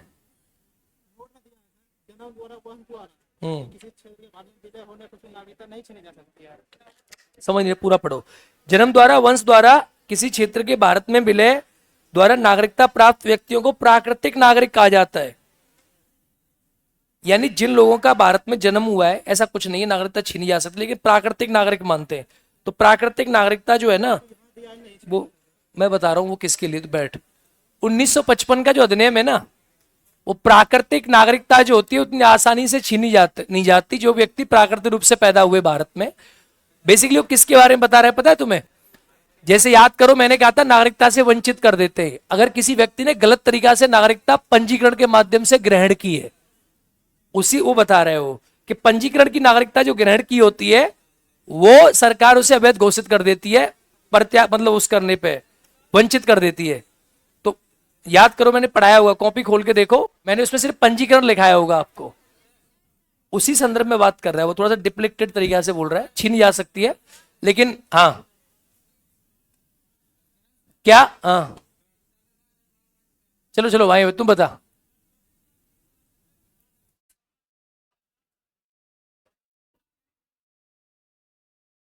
तुम कहना चाह रहे हो कि 31 दिसंबर 1971 के बाद कोई आ रहा है, ठीक है। अब यार हद कर रहे हो तुम, अजीब आदमी है कि नहीं है? जब एनआरसी का प्रावधान नहीं आया तो कैसे बता देंगे हम? तुम्हारी शादी हुई हो गई? नहीं तो एक बात बता, जो चीज हुई नहीं है उसके बारे में कैसे बता देगा तू? मिलेगी कि नहीं नागरिकता? अरे वो तब पता चलेगा, ठीक है। हाँ भाई, तुम जो क्वेश्चन पूछने आए थे तुम कंफ्यूज मत होना, सुनो मेरी बात। उसमें जो नोट डाल के लिखा हुआ है उस नोट का मतलब जो है वो थोड़ा सा क्लियर नहीं हो रहा है, स्पष्ट नहीं है वो, मैं सही करा दूंगा उसको। उसका मीनिंग ये है कि जब नागरिकता से वंचित किया जाता है तो नागरिकता के वंचित में जो प्रोविजन था वो पंजीकरण वाला था ज्यादातर, कि पंजीकरण के माध्यम से अगर किसी व्यक्ति ने नागरिकता गलत तरीका से ग्रहण की है तो उससे वंचित हो जाती है। तो नोट पे मत जाना, वो थोड़ा सा नोट को मैं वो कराऊंगा, इसीलिए इसमें डला हुआ है वहां। नेपाल के आदमी इंडिया में क्यों रह जाते हैं?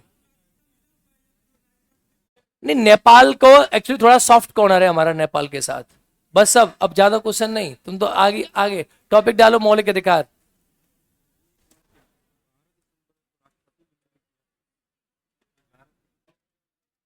सही तो है।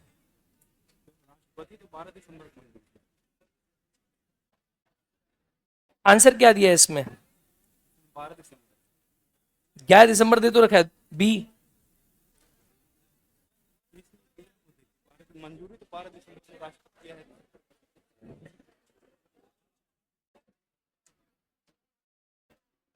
ये उल्टा सीधा लिखा हुआ है, ये इस पे ध्यान मत दे तू। अधिनियम में तू आता 11 दिसंबर 2019 को, आंसर भी 11 दिसंबर दे रहा है, घटना चक्र है क्या? आंसर भी बी दे रखा है इसने, आंसर सही है इसका, मत घबरा। वो संसद ने पारित कर दिया था ना एक्चुअली 11 दिसंबर 2019 को। हाँ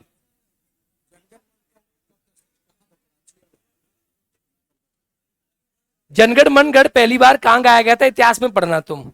वैसे मैं आपको बता रहा हूं, जनगण मन अधिनियम जो है कलकत्ता के 1911 अधिनियम में गाया गया था और 1896 में गाया गया था वंदे मातरम। पर ये क्वेश्चन यहाँ गलत आना नहीं चाहिए था, ठीक है। चलो अच्छा सुनो, एक बच्चा लाया अभी घटना चक्र का एक क्वेश्चन है कि नागरिकता, सुन लो मैं इसको बता देता हूं आपको। संसद ने 11 दिसंबर 2019 को नागरिकता संशोधन अधिनियम पारित कर दिया था, 11 दिसंबर 2019 को। तो यही क्वेश्चन एग्जाम में हजारों बार पूछ लिया गया है, 11 दिसंबर 2019। यही कई बार क्वेश्चन एग्जाम में आ चुका, यूपीएससी ने पूछा है, कई ने पूछा है। कहीं के पर क्या है कि 12 दिसंबर 2019 को राष्ट्रपति ने उसे फाइनल स्वीकृति दे दी थी। अब यह संसद द्वारा पारित हुआ था, संसद ने इसे अधिनियमित किया, संसद ने इसे पारित किया, तो इसमें राष्ट्रपति ने स्वीकृति प्रदान कर दी थी। यह बात भी सही है, राष्ट्रपति की स्वीकृति एक दिन बाद ही मिलती है। और 10 जनवरी 2020 को आप इन तीनों तारीखों को लिख ही दो बिना टेंशन के कि आदमी को कंफ्यूज होगा। ये सीए जो है इसको आंशिक रूप से लागू किया गया था, लागू। अब लागू किया गया, इन तीनों में क्या अंतर है? और अभी 2024 में सरकार ने फिर प्रावधानों को लागू किया है। आप ये तीनों डेट ना नीचे डाल के लिख दो, जिससे कि कोई कंफ्यूज ना हो कभी फ्यूचर में, ठीक है? तीनों तारीख। ये होता है क्वेश्चन सॉल्व करने का ज्यादा आनंद। और कोई क्वेश्चन बेटा दिल में, और कोई ख्वाहिश? अच्छा इधर से बताओ, लड़कियों की तरफ से बताओ, हाँ बोलो। है जी?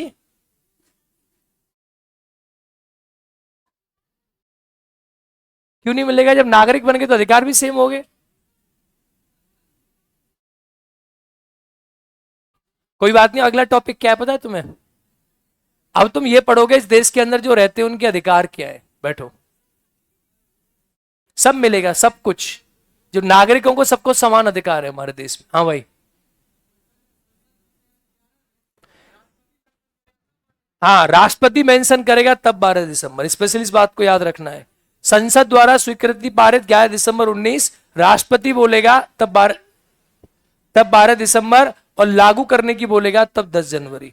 वैसे मैं आपको बता रहा हूं, आज तक एक भी बार जितने एग्जाम में पूछा है सिर्फ यही पूछा है। तो ये कंफ्यूज मत होना इस चक्कर में।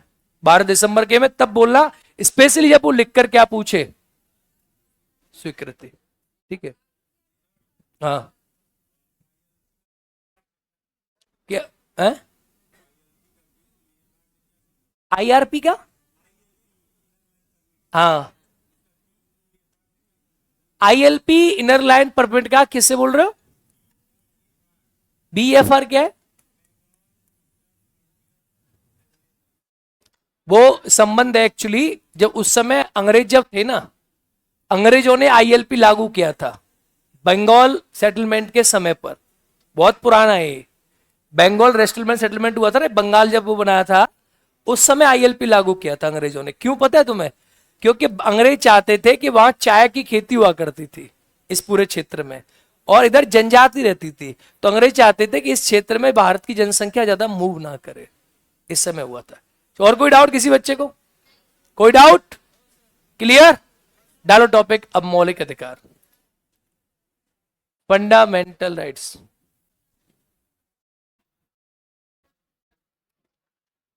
मौलिक अधिकार,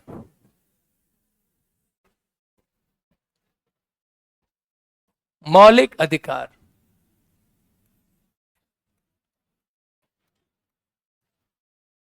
जिन लोगों ने क्वेश्चन दिखाए मुझे, इसका मतलब नागरिकता के सारे क्वेश्चन लगा चुके आप।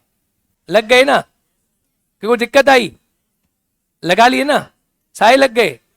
आईएएस के भी लगे? ठीक है, डन। ज्यादा टेंशन लेने की आवश्यकता नहीं है।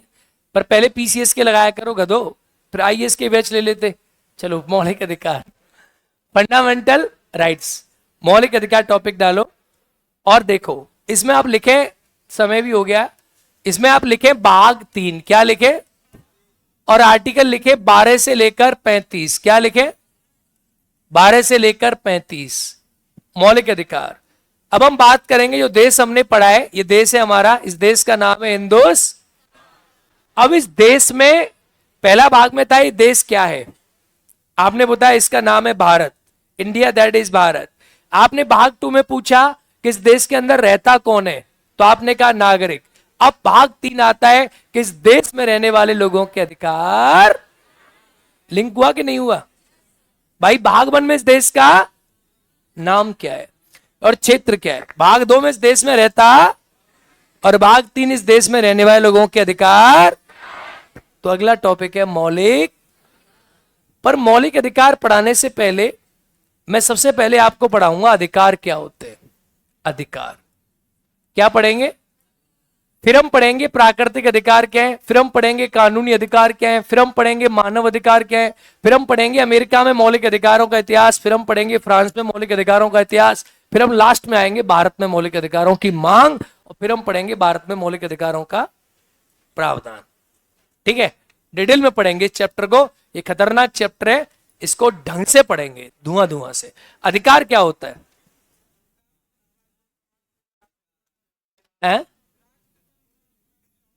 राज्य पे नागरिकों के राज्य के विरुद्ध किए गए दावे क्या कहलाते हैं? अधिकार कहलाते हैं। यानी नागरिकों के द्वारा राज्य के विरुद्ध किए गए दावे क्या है? अधिकार है।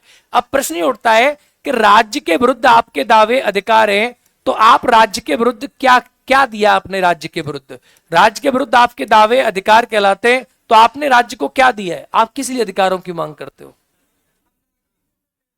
नागरिक है देश के, ठीक है, तो नागरिक तो आपका अधिकार है, आपने दिया क्या है? क्या दिया? वोट दिया है। अब सुनो, यही समझना है मेरे प्यारे बच्चों, यही मुद्दा है, इसे अच्छे अच्छे लोग नहीं समझ पाते, ध्यान से समझो।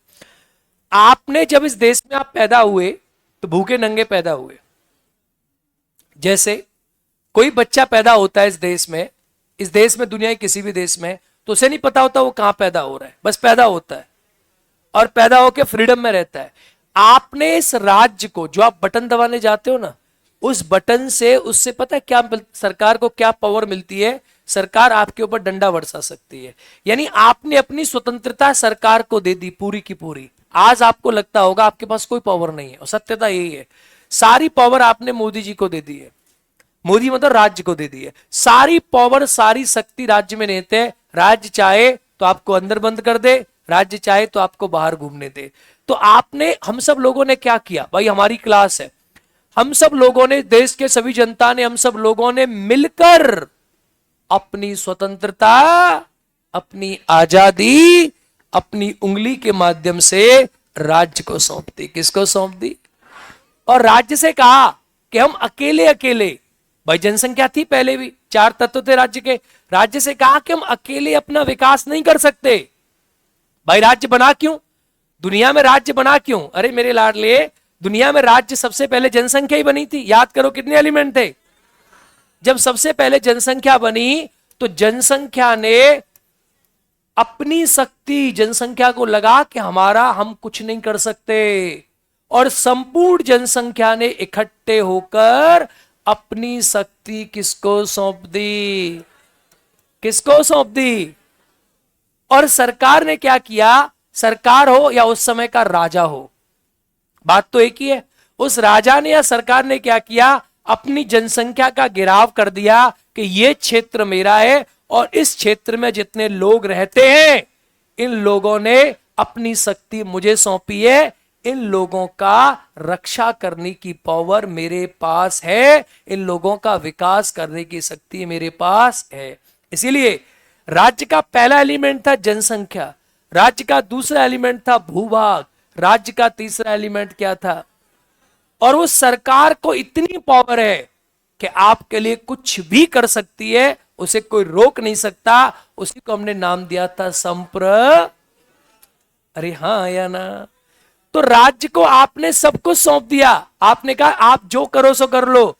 आप लोगों ने अपनी संपूर्ण स्वतंत्रता राज्य को सौंप दी, और राज्य ने आपकी स्वतंत्रता के बदले आपसे इस बात की गारंटी दी कि राज्य आपकी रक्षा करेगा, आपका विकास करेगा, और वही गारंटी आपके क्या कहलाते हैं? क्या कहलाते हैं? अधिकार कहलाते हैं। एकदम क्लियर हुआ कि नहीं हुआ? अब अधिकार कई प्रकार के होते हैं भाई, अधिकार कई प्रकार के होते हैं। एक होता है प्राकृतिक अधिकार, प्राकृतिक अधिकार नेचुरल राइट्स। एक होते हैं आपके देखोगे तो मानव अधिकार। कैसे होते हैं लाडले? मानव अधिकार कैसे होते हैं? एक होते हैं मौलिक अधिकार। कैसे होते हैं? और एक होते हैं कानूनी अधिकार। कैसे होते हैं? तो अधिकार अब कई प्रकार के होते हैं। कानूनी अधिकार, अब प्राकृतिक अधिकार कौन देता है? मानव अधिकार कौन देता है? कानूनी अधिकार कौन देता है? और इनका मीनिंग क्या है? अरे हाँ या ना? तो सबसे पहले आप अधिकार की हेडिंग डालो। अब हेडिंग डालोगे क्या? अब तो हम कल पढ़ेंगे, ठीक है? आप डालो हेडिंग, अलग अलग पेज पर अलग चैप्टर है, कॉपी कम है तुम लोगों के पास। नागरिकता के में कोई, अगर नागरिकता में कल को सीए में कुछ हुआ तो कहां लिखोगे उसको?